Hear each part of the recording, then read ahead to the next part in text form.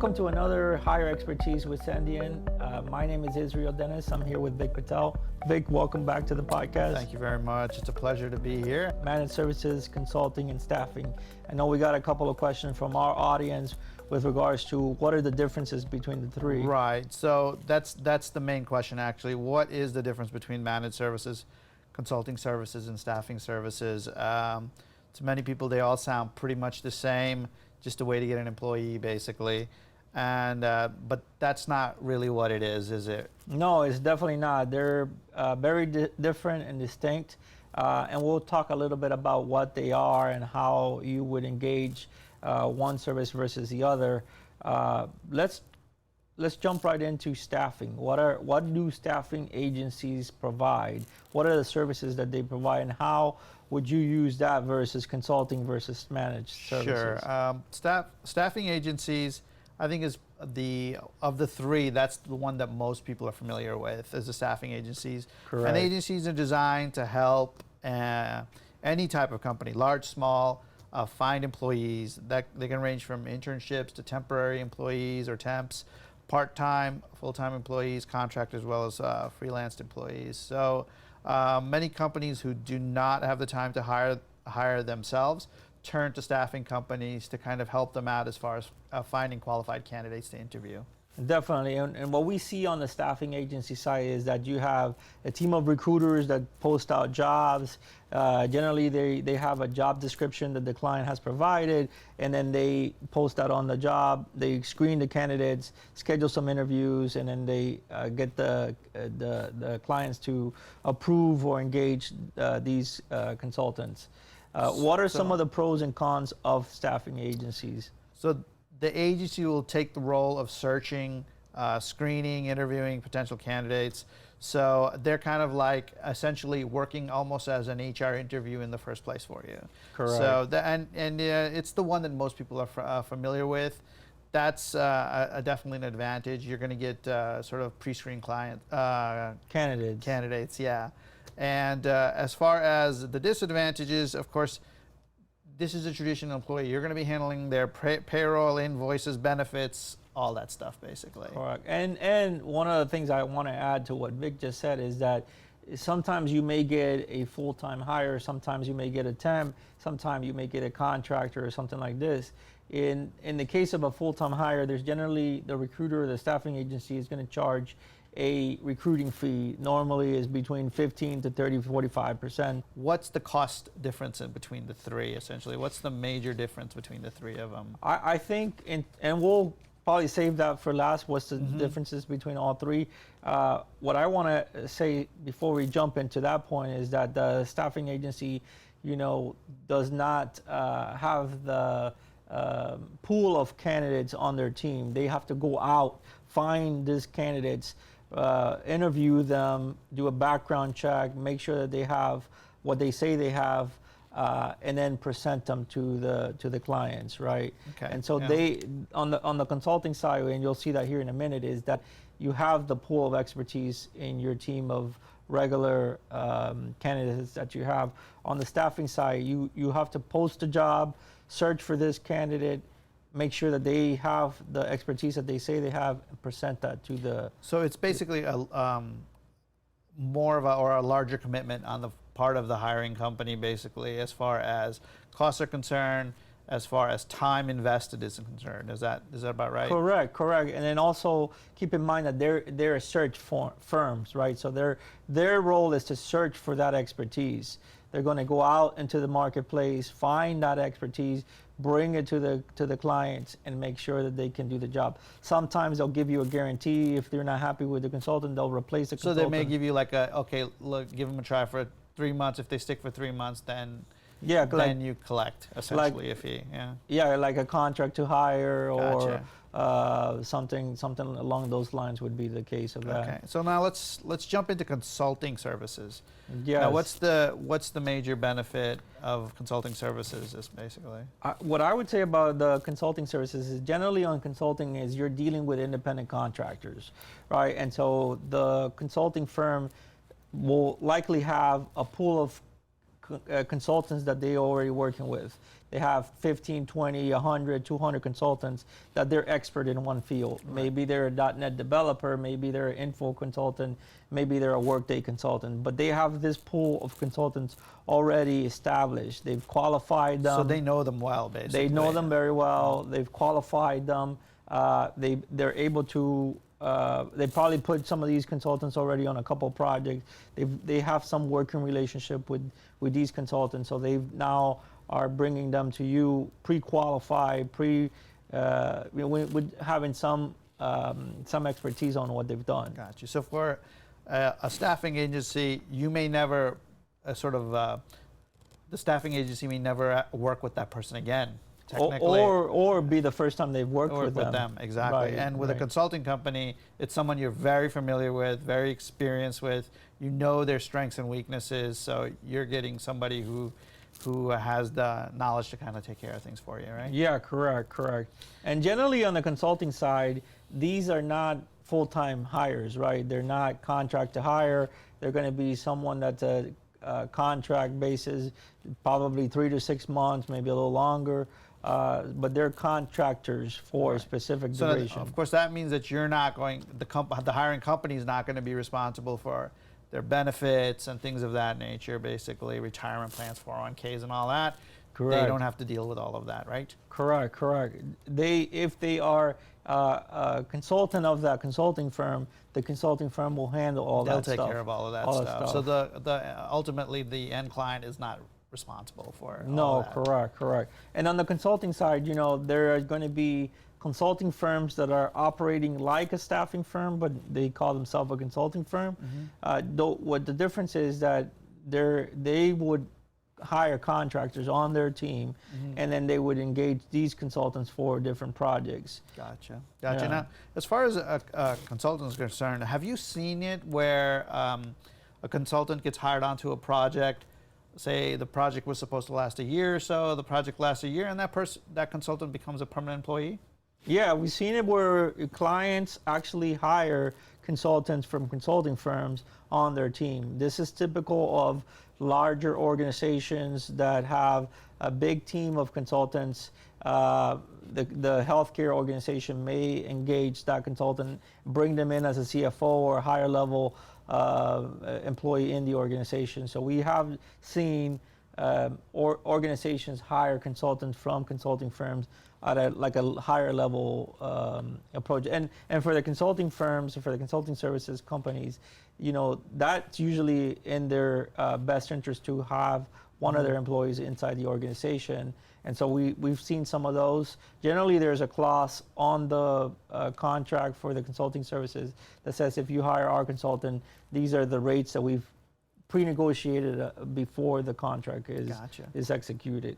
And so, yeah, we've seen a number of things on the consulting side. And it's good for the end client because they get kind of an idea of how the work habits and so forth and the skills that the person has that they're hiring. Correct. The other thing I want to mention on the consulting side is that, again, qualifications of the consultants are already pre-established. They're generally specific in nature. So you have a Workday consulting firm, they are specific to that expertise. So they may have specific niche of what the expertise are, right? Whereas a staffing agency, they could be like an HR firm going out there seeking these kinds of expertise. So consultings are very specific to the expertise themselves, IT, ERP, specific needs. Right. Now, let's jump into managed services now. Let's talk a little bit about managed services and where it falls within the 3 categories that we were discussing today. Yeah, in my opinion, I think managed services is the way to go. We are seeing more and more applications demand more and more expertise and a broad range of capabilities, right? So what I want to say about managed services is that when you engage a managed services firm to provide managed services services, you give them the opportunity to manage your applications. So they are in charge of ensuring that your applications are running smoothly, that they're doing all the support. The burden of managing that application now is shifted from the client to the managed services provider. In the case of an application, your backups, your patches, your support, your upgrades, those are handled by the managed services firm. Okay. And in some cases, the managed services then has the responsibility to engage, with the consulting firms, the staffing firms, to get the expertise that they need on their team if they don't have it, to be able to provide the services that they've agreed to. Right. So now, take a company that has a large-scale project going on, various applications being used. How does that work with managed services, basically? Where does the expertise come in at that point? Yeah, and what we see is that even if you have your own IT environment or IT team, a managed services firm will provide or augment your team, right? Maybe you have a lean organization and you need a managed services provider to provide technical expertise, functional expertise, project management expertise, and so you engage the managed services firm to provide that extra support that you need to be able to run those applications. In our case, we provide managed services, so we have a team of consultants that have functional, technical development expertise, and we augment the client's IT team to provide the support necessary to make sure that their applications are running smoothly. So because of the knowledge that's required, basically, with some of these projects and the complexities that are involved, essentially the company is kind of moving the burden onto the managed services company to finding the talent, so that they can handle all the issues that may arise as far as that's concerned. Correct, right? And some of these could include, your upgrades, your patches, you're migrating to the cloud. Maybe you're running Windows 2008, you need to migrate to 2012. The whole technology expertise, that burden of managing that falls right into our services, right? That's where we come in, and that's where we add value. We take on the responsibility of ensuring that you have the right expertise, that we have the team that you need to be able to be successful on our side, and that's where the value comes in. Okay. And can you discuss how managed services allows the company itself to kind of focus more on what they do, essentially? Yeah, that's a good point. One of the things that the value that we add is, instead of you having to focus on finding a DBA or a Workday or an Infor or a PeopleSoft consultant, or having that in your team, you come to us. We are going to manage that application, and so you can focus on your core business. A single point of contact to handle all your IT needs. Single point of contact. We have a client success manager. Instead of going out to the consulting firms and to the staffing firms, you come to us. We take on the responsibility of that, managing that application. We have the technical expertise, the functional expertise, the PM, the success manager, and then we take on that role. And even if the clients have an IT team or a functional team, we augment that and we work together with them. We work together with the software vendor to have and provide the expertise that they need to be successful. Great. Now, I jumped the gun a little bit earlier with discussing the cost, but let's talk about the difference between the three as far as what the cost is to the company. Right. I think, in my opinion, you're gonna see some benefit from all three of them. On the staffing side, you're gonna have a recruiting fee. Generally, they're anywhere between 15 to 50% of the initial salary of the employee. That's going to be, you would engage a staffing firm if you have a full-time hire, right? You're trying to hire for an internal role, you need someone to go out there, post your job, you're probably having a difficult time getting candidates to come to your pool. These staffing firms will generally call your competitors, they'll try to recruit from them, and then they'll try to get you some qualified consultants, and they'll provide some sort of guaranteed, right? The cost there is going to be, it's generally based on the salary, initial salary of that employee. Right, a percentage of that, basically. Yeah, it's a percentage of that, and you can negotiate that based on how many needs you have. If you have a lot of staffing needs, then generally the margins will shrink a little bit.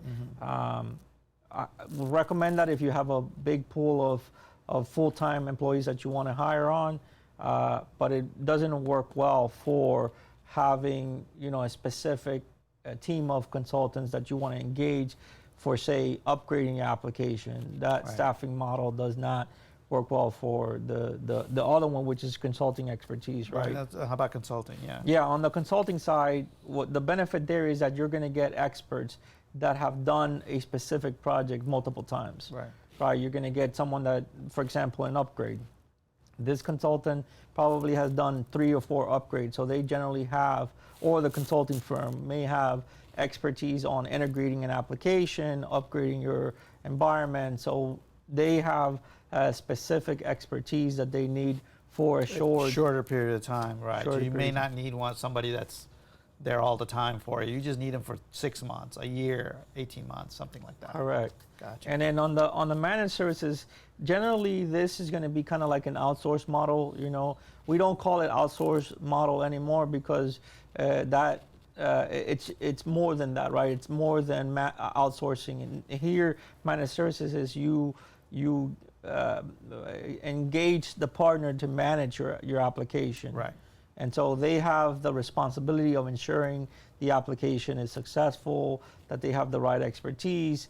The burden of finding these expertise now does not lie on your team. And so it's the managed services, I think, is the best of all three, in our opinion, just because you engage a partner to work with you. That partner has the sole responsibility of ensuring that they have the expertise.